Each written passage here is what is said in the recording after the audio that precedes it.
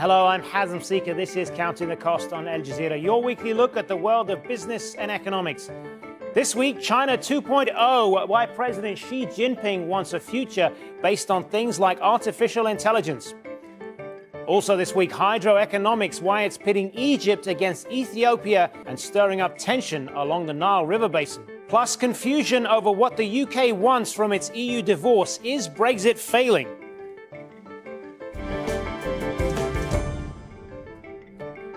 Well, China's President Xi Jinping is looking to the future, and it is one built on things like electric cars and artificial intelligence.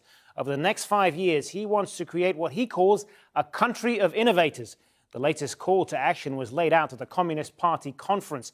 China is home to the world's largest online population, but Beijing maintains a tight grip on the internet through new technology and is still closing off markets to foreign competitors.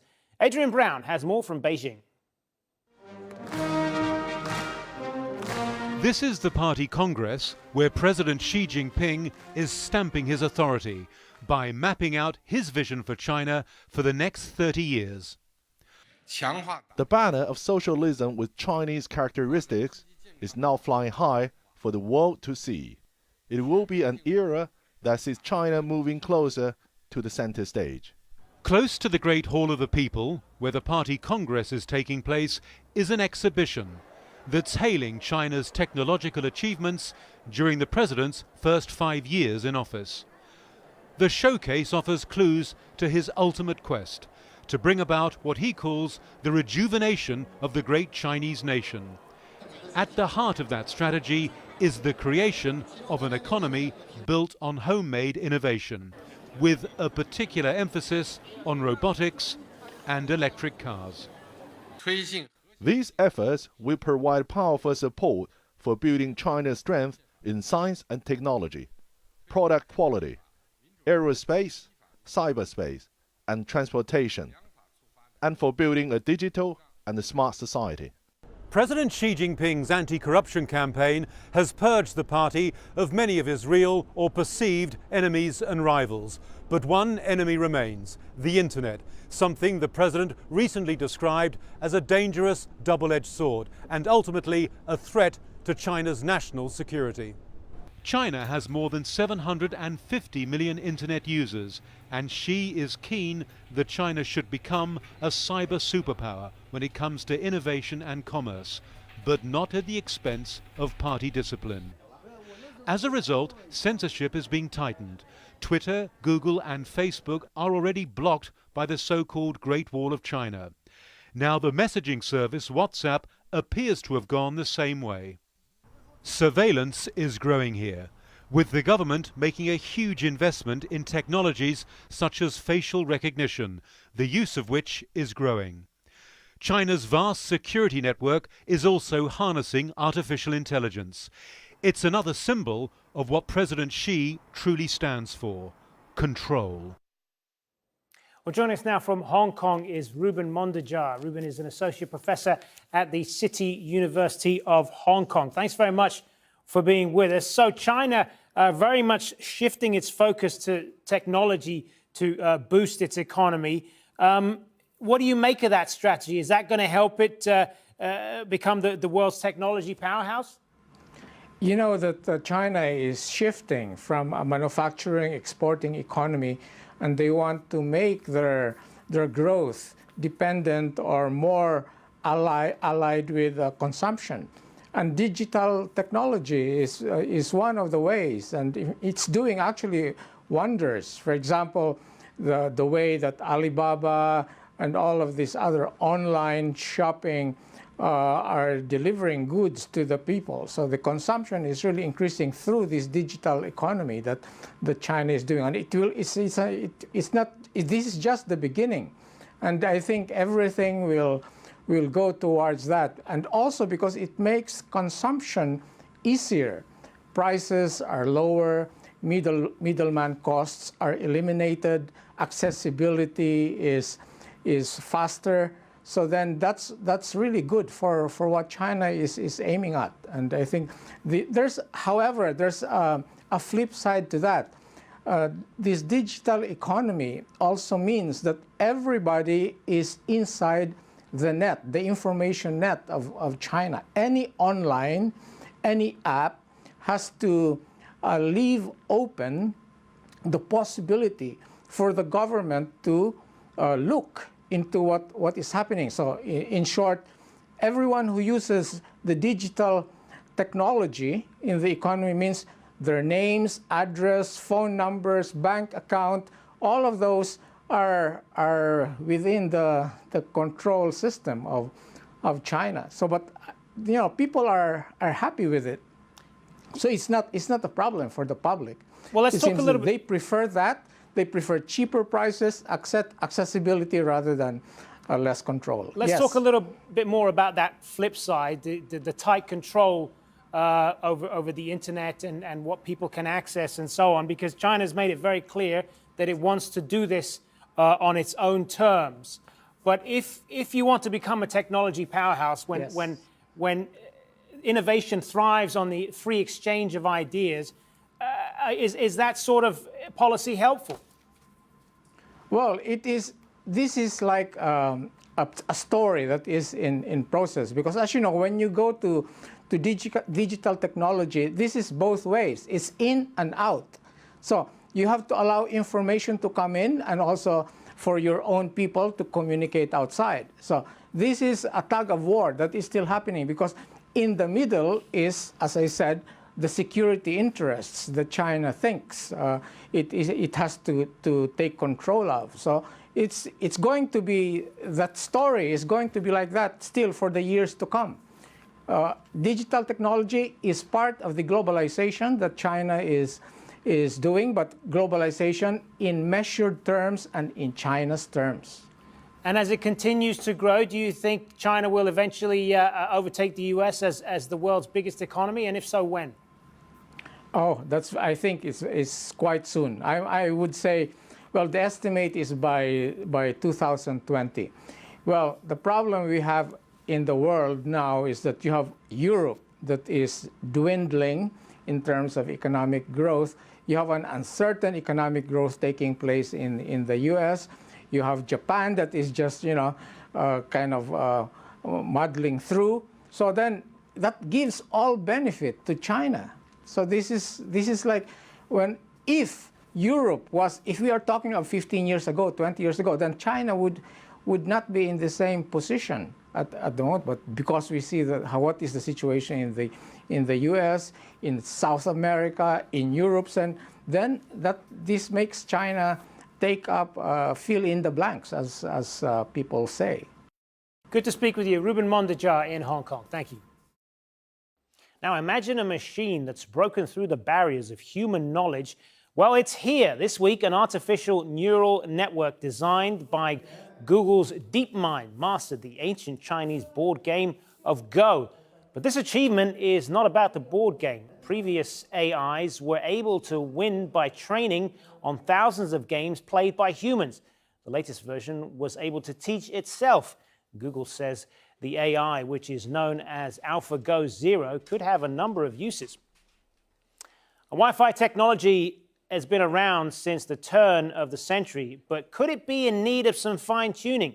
This week, researchers discovered a network flaw that allows hackers to spy on users. It affects mobiles, laptops, and other connected devices, and tech companies have yet to release patches to fix the problem. All right, still to come on Counting the Cost, why some people in the Zambian town of Kabwe feel like they're being slowly poisoned. But first, there was plenty of speculation over Saudi Aramco this week. The Kingdom of Saudi Arabia says its plan for what might be the world's biggest stock market listing is still on track for 2018. Now, this comes on reports the giant state-owned oil producer might swap the initial public offering in favor of private share placings. Saudi Arabian Oil Company, as it's also known, has also allegedly received an offer from China to directly buy up to 5%. Saudi Arabia wants to use the money from the sale to diversify its economy away from oil. Aerospace giant Airbus has snapped up a majority stake in Canada's Bombardier C-Series jets. The rescue deal will be great news for Bombardier staff in Northern Ireland, where at least 1,000 people work on these planes. The budget overruns for the C-Series almost pushed Bombardier into bankruptcy 2 years ago, and it's been the subject of a trade rout with the US, something it now hopes to avoid. The Organization for Economic Cooperation and Development has painted a very gloomy picture if the UK crashes out of the EU without a deal on Brexit. The Paris-based think tank says a disorderly Brexit could bring credit ratings downgrades and new lows for sterling. But it says reversing Brexit would significantly boost Britain's economy. Well, that warning from the OECD comes as many businesses across the UK and Europe are struggling to prepare for Brexit. That's because they simply don't know what it's going to look like. Huge uncertainties remain. How will it impact the border between Northern Ireland, which is part of the UK, and Republic of Ireland, which is in the EU, for example? And the clock is ticking. The worry is that the UK will crash out of the European Union without a deal. An EU summit in Brussels was held this week to review the progress so far. German Chancellor Angela Merkel tried to send a positive signal about the future of a possible agreement. Und jetzt müssen sich beide Seiten bewegen. Both sides must work hard. We must be transparent over our conclusions, especially over the partnerships Britain might want. We're not yet fully clear on that, but it will happen.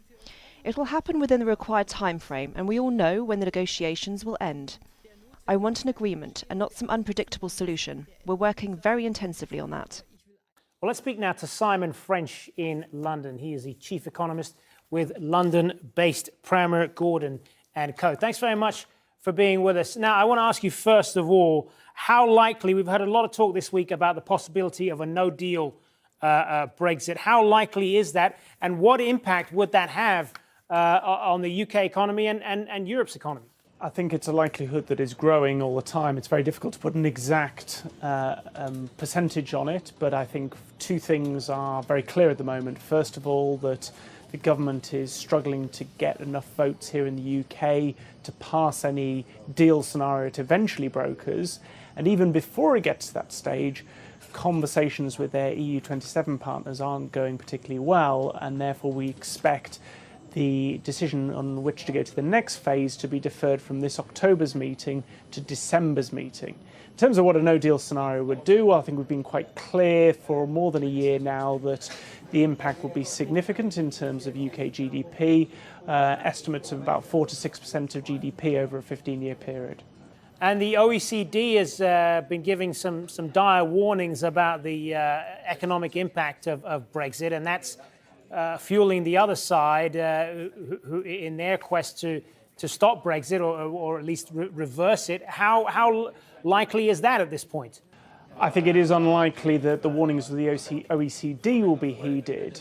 I think what is more likely is that as we head towards the cliff edge in March 2019 and the point at which the UK leaves the European Union, that the government looks to retest whether the general public want to go through with this, and I think the odds are now increasing that it may test public opinion through a second referendum. So I think it is more likely these warnings will be used to justify that test of public opinion rather than deliver a U-turn at this stage in the political cycle.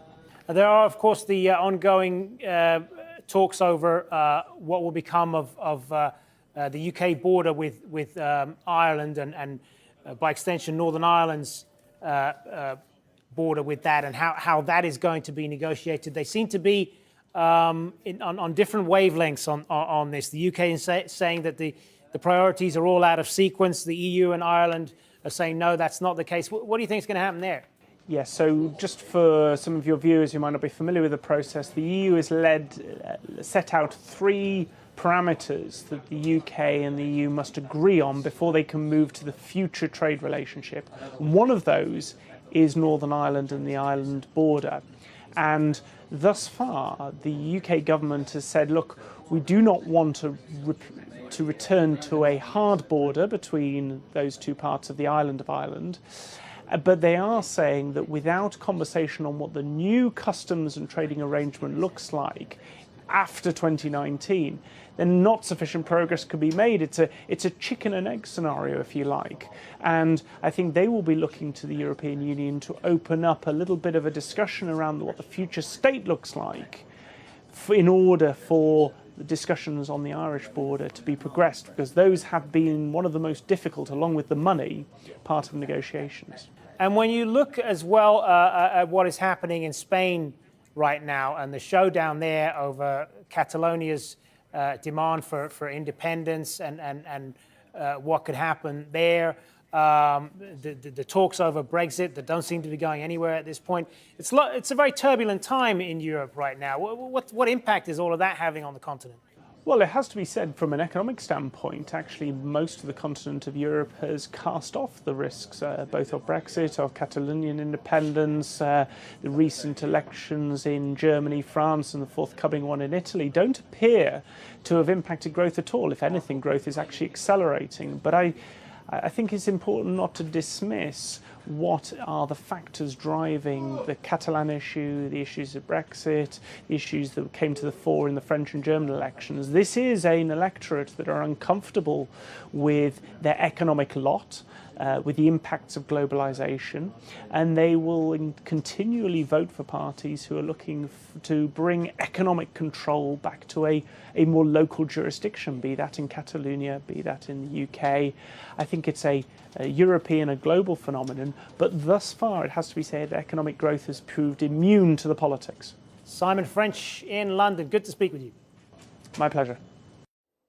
Water ministers from Egypt, Sudan and Ethiopia are gathering to discuss how Africa's largest hydro dam will impact access to the River Nile. The Grand Ethiopian Renaissance Dam is 60% complete and has yet to go into operation. The $4.8 billion mega project near the Sudanese border was launched in April 2011.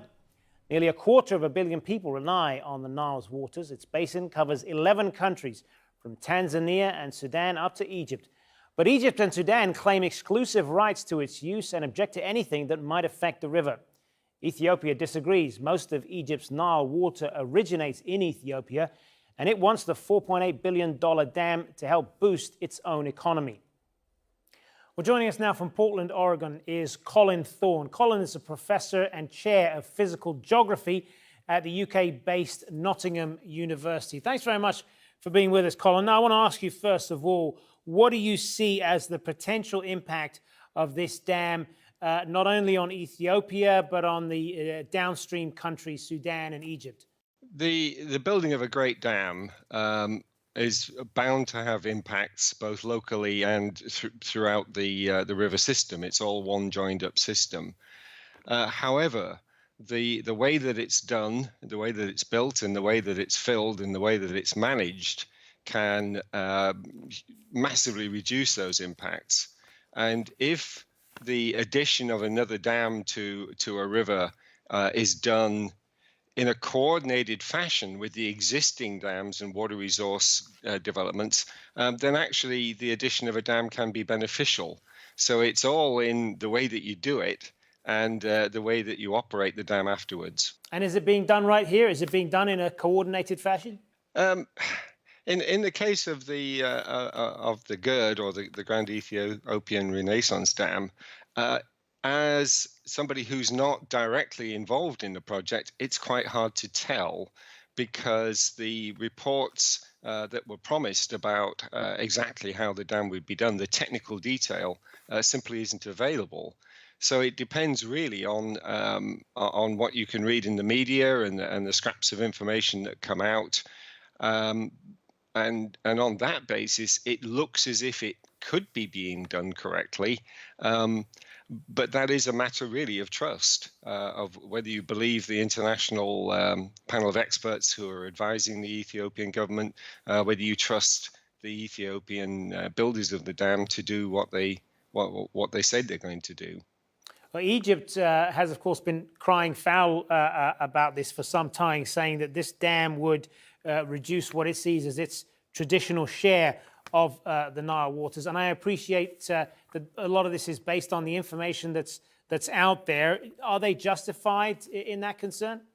Well, they're justifiably nervous, certainly. I think any country in Egypt's position would have concerns about development of a major water resource upstream. They are the downstream riparian. To some extent, they don't have control over what happens upstream of them. So I think they're justified to be nervous, but they must enter into full dialogue with Sudan, with Ethiopia, indeed with the other countries in the Nile Basin, because that's the only way that the Nile can be managed in a coordinated fashion to the benefit of all the nations. And that has to be the goal here. The Nile is a fantastic water resource. It's been exploited for not just centuries, but millennia. That's going to go on into the future at a time of increased water stress because of climate change. And if the nations and their engineers and their technical experts work together, then I think fears, although understandable, will turn out to be unnecessary. So do you see other areas in the world then where similar dynamics are playing out and where we could possibly see what are referred to as water wars? Well, I think that unfortunately is a distinct possibility, but it doesn't have to be that way. So to be honest, rather than stress the negative, I'd rather stress the positive. Great rivers like the Mekong have the Mekong River Commission, and the nations of the Mekong Basin collaborate through the Mekong River Commission, not because they're bound by law, but because they recognize it's a sensible thing to do to support development of countries that badly need that. And that means not necessarily compromise, but finding points where there's mutual agreement, where there's a shared vision of a secure water future for the basin. Good to speak with you. Colin Thorne joining us there from Portland, Oregon. Thank you. Thank you. Finally, Zambia's economy was built on mining, but more than a century later, children are feeling the after effects of years of toxins polluting the environment. Haru Mutasa reports. Mireille Muchinda noticed her son Shamaya looked a little small for his age. After blood tests were done, a nurse at the clinic gave her the bad news. He's suffering from lead poisoning. His condition hasn't changed. He sometimes vomits, has diarrhea, and he's often tired. The clinic doesn't have the right drugs. Last time I got medication for him was in January. Lead is a neurotoxin that's particularly dangerous to children. They often ingest the poison dust while playing or doing chores. A study done by the World Bank in 2011 found that in affected communities here, lead in the soil was about 10 times the US safety limit. Some children haven't been tested, so there are no official figures of how many are sick. But community leaders say they know decades of mining lead and zinc have left a toxic legacy. They are behaving very, very strangely. For instance, their performance at school is quite poor and low. Okay? And then there is a very high irritability. The children are easily irritated. The warning signs don't seem to scare away the poor and desperate. Lead is still a valuable commodity used around the world. The locals call this pit Black Mountain. They can dig for hours looking for lead to sell. They say there is no other work. When the mine closed in 1994, many people lost their jobs. Scavenging is how some make ends meet, even if it's dangerous work. NGOs are working with the government to clean up affected communities. Since 2015, more than 100 homes have had contaminated soil replaced with clean soil. They get a permeable membrane, put it on the ground, put some gravel, and then they get black soil, put it on top and plant grass, so that the membrane only allows water to go downwards and not upwards, and then there's no dust. Environmental health experts say after more than a century of mining, Kabwe will never be a lead-free town. It's too late for that. But getting as many people as possible away from the exposure could help make this former mining town a little bit safer for future generations. Now that is our show for this week. Remember, you can get in touch with us by tweeting me at Hazim Seeker and use the hashtag AJCTC when you do, or drop us an email. Counting the cost at aljazeera.net is our address. But there's more for you online at aljazeera.com/CTC. That'll take you straight to our page, which has individual reports, links, and entire episodes for you to catch up on. That is it for this edition of Counting the Cost. I'm Hazem Seeger from the whole team here. Thanks for joining us. The news on Al Jazeera is next.